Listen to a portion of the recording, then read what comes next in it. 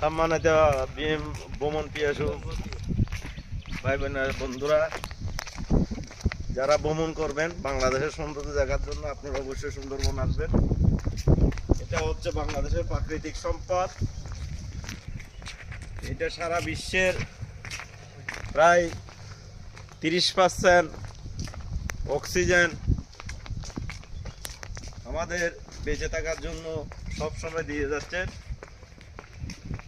আমরা আজকে এখন বর্তমানে আমরা আছি সুন্দরবনের একদম সর্বদক্ষিণের সাইড, যেটাকে বলা হয় হিরোইন পয়েন্ট, বা এখন বর্তমান নাম দিয়েছি নীলকমল। ওইখানে আমরা ঘুরে ঘুরে দেখতেছি চারদিকে আমাদের হরিণ, বাঘের দেখা এখনো পাই নাই, তবে আমাদের পার্শ্ববর্তী কিছু টুরিস্ট এরা দেখেছে। আমরা এখন ওইখানে যাবো, দেখি বাঘ দেখা যায় কিনা। ওদেরকে ওইখান থেকে অনেকগুলো বনরক্ষী গিয়ে আকাশে ফুকা আপনার ফায়ার করার মাধ্যমে তারপরে তাদেরকে উদ্ধার করে এনেছে। আপাতত আমাদেরকে যেতে দিচ্ছে, তারপরে আমরা চেষ্টা করব আমাদের যে বনরক্ষী আছে আমাদের সাথে, তার মাধ্যমে ওই স্পটে যাওয়া যায় কিনা। এবার আমরা নীলকমল হরিণ চারণভূমি ও সি বিচের দিকে যাচ্ছি। হরিণ নীলকমল, যে নীলকমল আমরা হরিণ চারণ ভূমিতে যাচ্ছি ও সি বিচ আছে দিকে একটা দেখব। এটা হচ্ছে সেই নীলকমলের সুপ্রিয় মিষ্টি পানির পুকুর।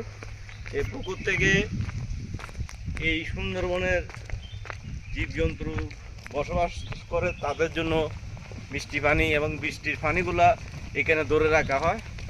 এখান থেকে সবাই, যত বনের পশু আছে সবাই এখান থেকে এসে মিষ্টি পানি পান করে।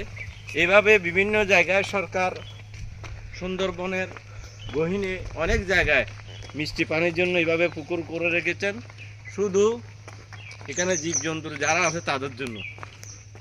সেই ফাঁকে আমরা একটু আজকে পুকুরে গোসল করে নিলাম। হয়তো সাগরে পানি নোনা, আমরা ওইখানে গোসল করতে পারি নাই, আজকে এখানে এসে গোসল করছি।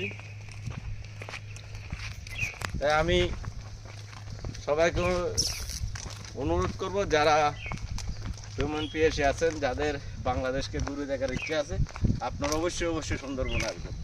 ধন্যবাদ সবাইকে।